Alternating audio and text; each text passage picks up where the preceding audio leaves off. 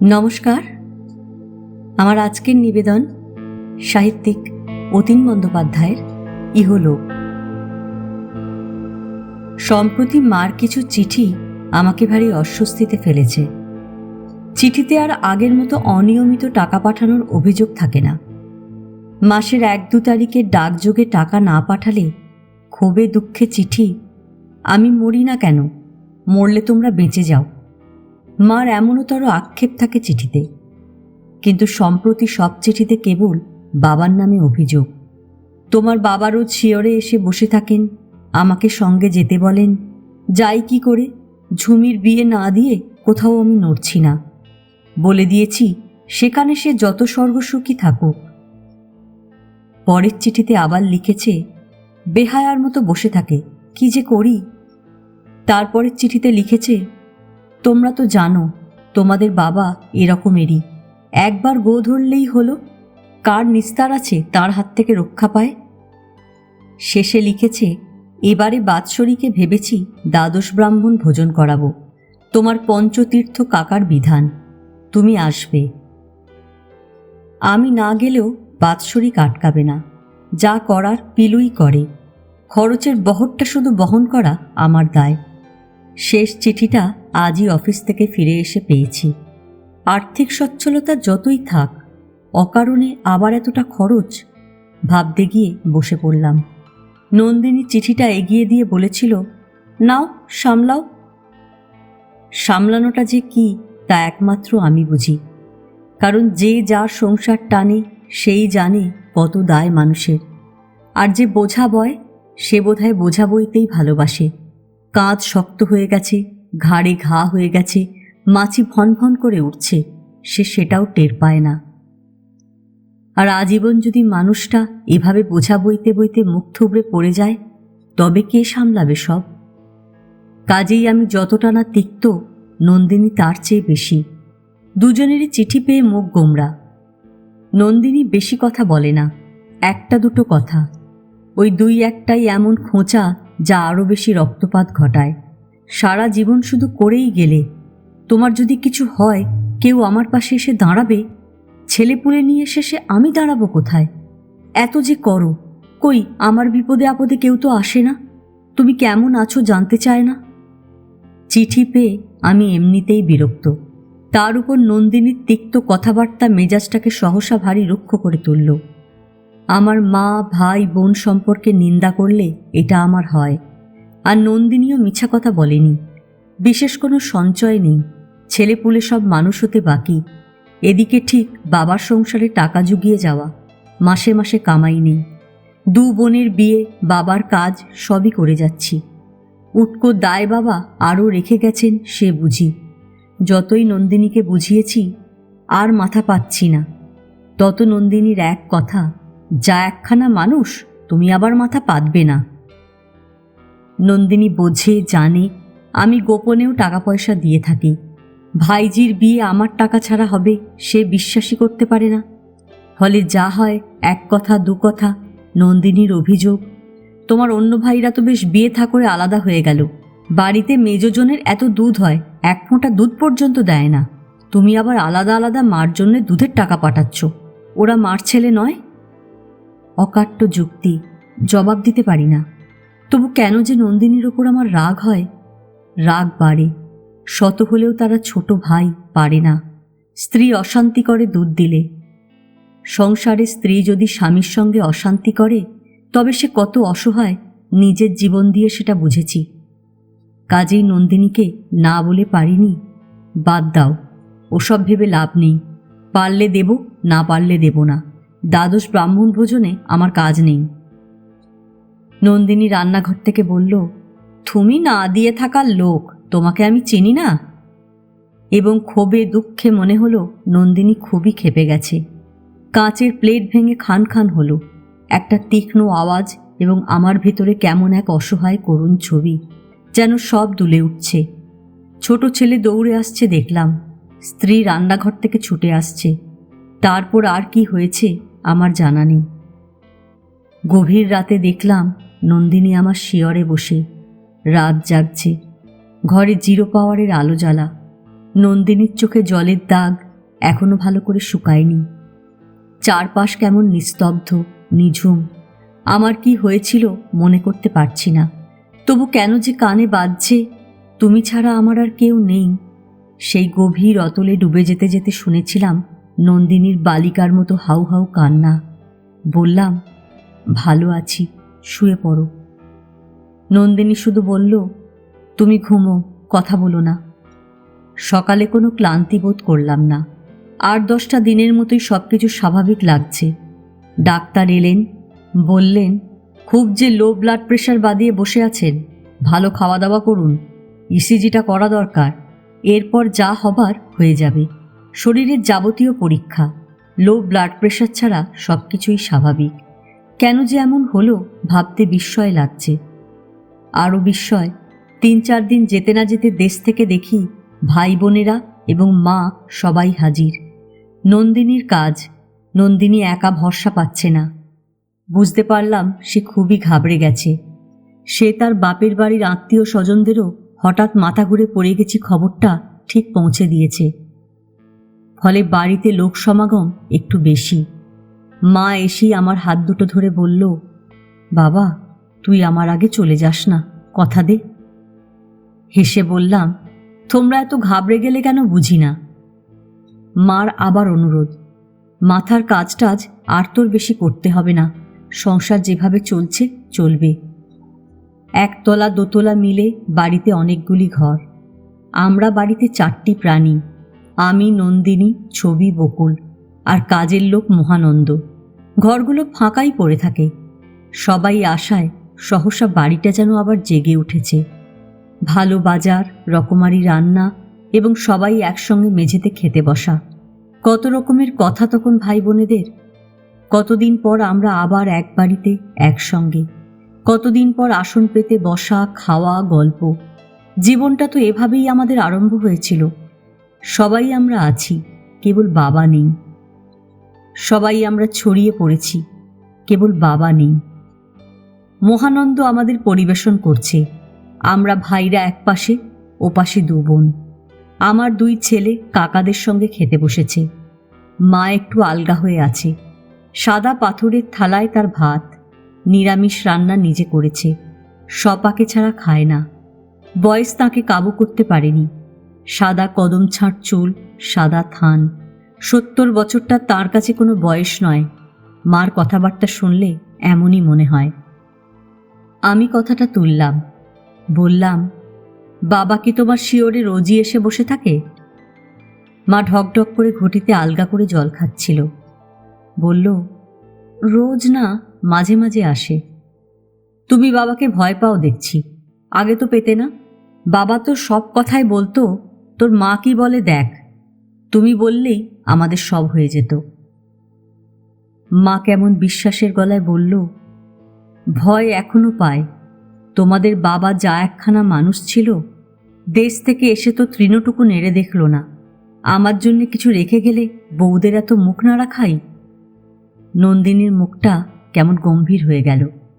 নন্দিনী বলল, মা, আমরা তো সাধ্যমতো করি। মা বলল, তোমাকে বলিনি বৌমা, তোমরা করছো বলেই তো বেঁচে পড়তে আছি। মায়ের এসব কথা আমার ভালো লাগছিল না, কারণ মাকে আমি জানি। বড় জেদি আমার মা এবং সরল। ছোট ভাইরা পাশে বসে খাচ্ছে, মার অভিযোগে ওরা রুষ্ট হতে পারে। এমন সুন্দর জীবন্ত মানুষের বড় একটা আসে না। কথা ফেরাবার জন্য বললাম, ভয় পায় বলেই বোধহয় রোজ আর আসতে সাহস পায় না।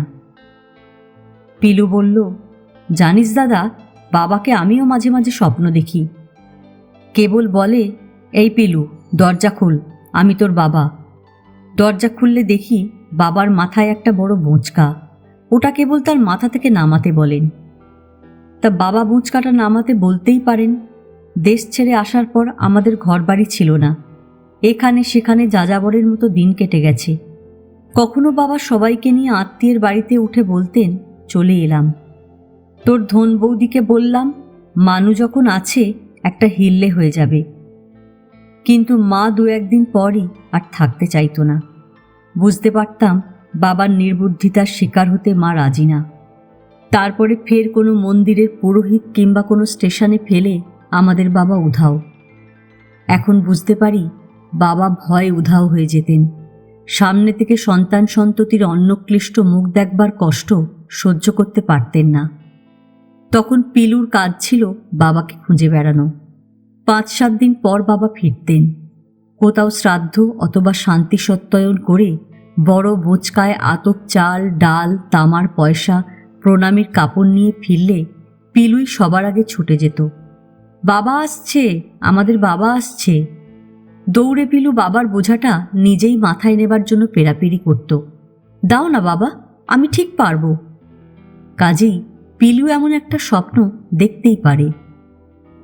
মহানন্দকে বললাম, পিলুকে আর 2 টুকরো মাছ দাও। পিলু বলল, না না, আর পারবো না, আমাকে দিও না। মায়া বলল, জানিস দাদা, বাবা মাঝে মাঝে আমাকেও স্বপ্নে দেখা দেয়। আমি মুখ তুলে তাকালাম। মায়া একটু বেশি ঝালকে হুঁশহাস করছিল। হাত চাটতে চাটতে বলল, কেবল বলে সাজিটা ধর। ঠিক বুঝতে না পেরে বললাম, কিসের সাজি? আরে ফুলের সাজি। বাবা সকাল হলেই স্নান টান সেরে এসে পূজার ফুল তুলতেন না। তখন আমাদের ঘরবাড়ি হয়ে গেছে। মাত্র একটা পঞ্জিকা সম্বল করে বাবা ঘরবাড়ি গড়ে তুলেছিলেন। প্রথম দিকে বছরকার পঞ্জিকা বাবার যজমান নিবারণ দাসী দিত। একটা পঞ্জিকা জীবনে কত বড় সম্বল বাবাকে না দেখলে বোঝা যেত না। মানুষের শুভ দিনক্ষণ বলে দেবার মধ্যে জীবনের কত বড় মাহাত্ম্য থাকে তা একমাত্র বাবাকে দেখলে আমরা টের পেতাম। সেই বাবাও মাঝে মাঝে ক্ষিপ্ত হয়ে উঠতেন। স্কুলে পড়ছি, বই নেই, বেতন বাকি, স্কুলে পড়ে যাবার জামা নেই। একজন পুরোহিত বামুনের সব দিক বজায় রাখাও কঠিন। শুধু অনাহার থেকে আত্মরক্ষাই তো মানুষের বেঁচে থাকার ধর্ম নয়। কাজেই মার খোঁটা দেবার স্বভাব যেমনকার তেমন। এতে পেট ভরে? এভাবে মানুষ বাঁচে? মায়াটা ছেঁড়া ফ্রক গায়ে দিয়ে থাকে, তোমার আক্কেল আছে? বাবার তখন একটিই বাক্য, চণ্ডীপাঠ শুরু হয়েছে, এবার আমি চললাম। আমরা ভাই বোনেরা মিলে বাবাকে তখন ঠান্ডা করতাম। আমাকে দেখলেই বাবা ভরসা পেতেন। আর কটা দিন সবুর করতে তোমার কি মাথা কাটা যাচ্ছে? বিলুটা পাশ করলেই দেখবে সব বাসনা পূর্ণ হবে।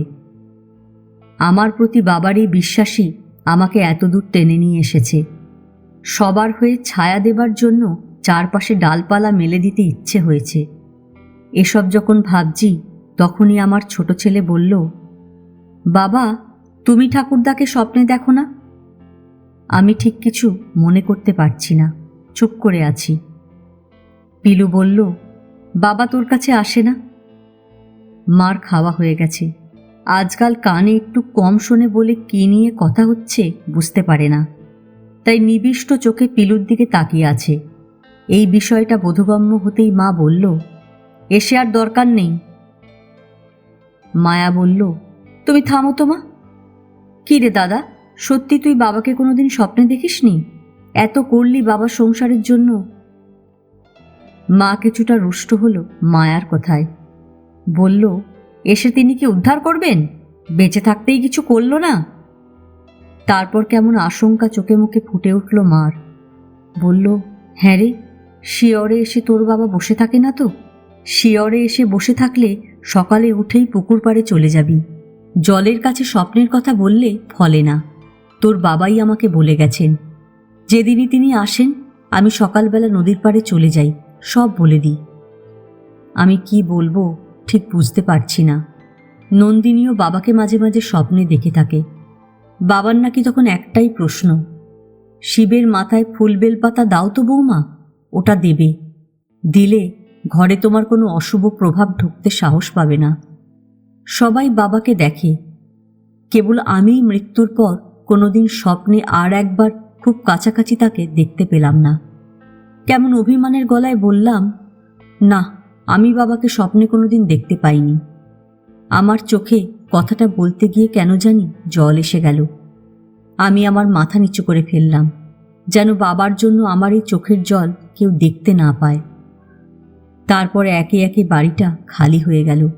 নন্দিনীর পীড়াপিড়িতেও কেউ 2-1 দিন বেশি থেকে যেতে রাজি হলো না। নন্দিনী মাকে বলল, মা তুমি কটা দিন কাছে থাকো, তুমি কাছে থাকলে ও ভালো থাকে। মার এক কথা, না বৌমা, আমাকে যেতেই হবে। ঝুমিকে কথা দিয়ে এসেছি, ও একা গরু বাছুর সব সামলাবে কি করে। আকালের বউকে শুতে বলেছি, আর একবার এসে থাকব। সবাই চলে গেলে নন্দিনী বলল, তোমার চেয়ে ঝুমি এখন তার কাছে বেশি। আমি বললাম, ছোট থেকে বড় করলে মায়া বাড়ে। ঝুমির জন্যই মা আমার এখনো বেঁচে আছে। আমরা মার বড় দূরে সরে গেছি। আর সেদিনই রাতে বাবাকে স্বপ্নে দেখলাম, সেই গাছপালা নিয়ে আশ্রমের মতো বাড়ি। আমরা বাবার পাশে ভাই বোনেরা গোল হয়ে খেতে বসেছি। বাবা একটু দূরে আলগা হয়ে বসে আছেন, কলা পাতায় মাংস ভাত।